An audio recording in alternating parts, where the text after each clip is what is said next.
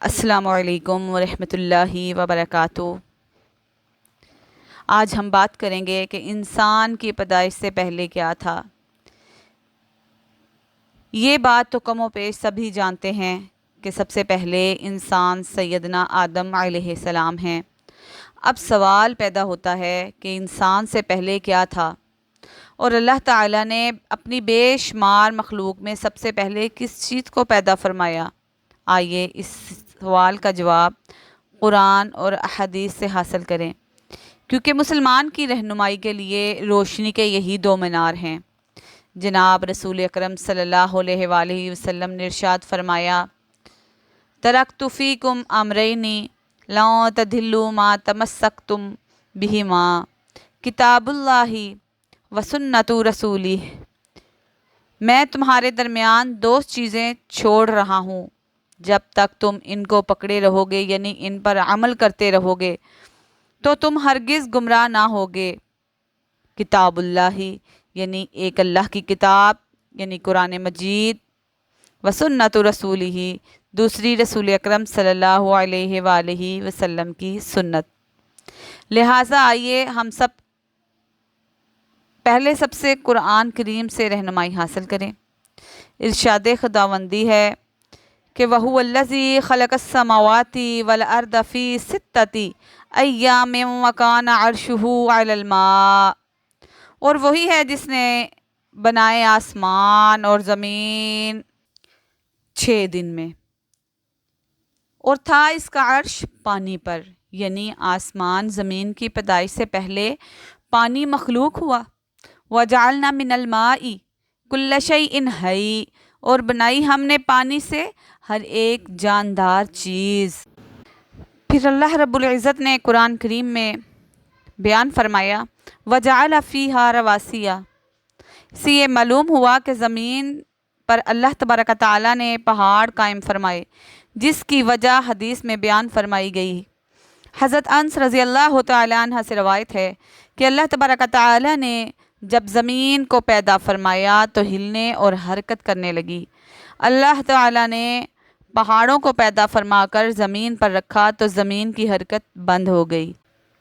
اسی طرح حضرت ابن عباس رضی اللہ تعالیٰ عنہما سے روایت ہے کہ اللہ تبارک تعالیٰ نے جب زمین کو پیدا فرمایا تو یہ جنبش اور حرکت کرنے لگی، تو اللہ تبارک تعالیٰ نے اس کی جنبش کو روکنے کے لیے پہاڑوں سے میخوں کا کام لیا۔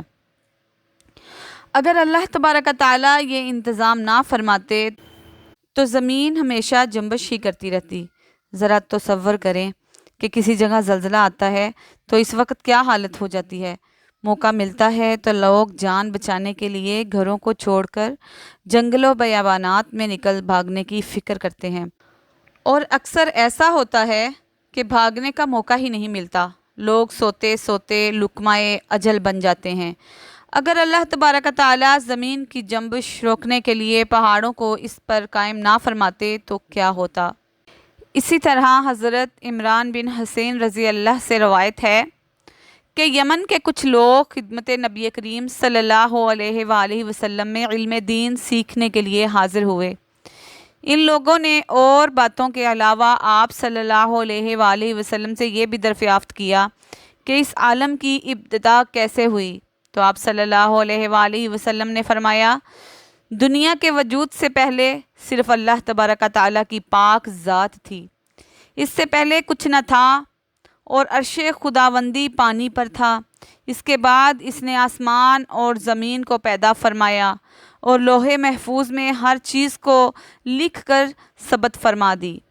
حضرت عبداللہ بن عمر رضی اللہ تعالیٰ عنہما سے روایت ہے کہ جناب رسول اکرم صلی اللہ علیہ وآلہ وسلم نے ارشاد فرمایا کہ اللہ تبارک تعالیٰ نے آسمان زمین کے وجود سے 50,000 سال قبل جملہ مخلوق کے لیے جو بھی مقدر کر دیا تھا، اس سب کو لوح محفوظ میں جمع کر دیا تھا، اور آسمان و زمین سے پہلے عرش خداوندی پانی پر تھا۔ حضرت عبادہ بن صامت رضی اللہ تعالیٰ عنہ سے روایت ہے کہ جب نبی کریم صلی اللہ علیہ وآلہ وسلم نے ارشاد فرمایا، اللہ تعالیٰ نے قلم کو پیدا فرما کر اس کو حکم دیا، لکھ۔ قلم نے دریافت کیا کیا لکھوں؟ حق تعالیٰ کی طرف سے حکم ہوا جو کچھ قیامت تک مقدر ہوگا وہ سب لکھ۔ تو اس نے قیامت تک جو کچھ ہونے والا تھا سب لکھا۔ زمین و آسمان کے وجود سے پہلے عرش الہی کس چیز پر تھا؟ حضرت ابن عباس رضی اللہ تعالیٰ عنہما کی ایک روایت میں ہے کہ زمین و آسمان کے وجود سے پہلے عرش الہی پانی پر تھا۔ حق تعالیٰ کے حکم سے ایک ہوا چلی جس نے پانی کی لہریں پھٹ کر پانی کی سطح پر قبہ کی شکل میں ایک بلبلہ پیدا ہوا۔ اس سے اللہ تبارک تعالیٰ نے ساری زمین کو مرکب فرما کر اس کو پانی کی سطح پر بچھا دیا۔ الحمدللہ ہماری ان معروضات سے ایک صاحب عقل اور منصب مزاج آدمی انسان کی پیدائش سے پہلے اللہ تعالیٰ نے کس چیز کو پیدا فرمایا ہے، اس سوال کا جواب بآسانی سمجھ سکتا ہے۔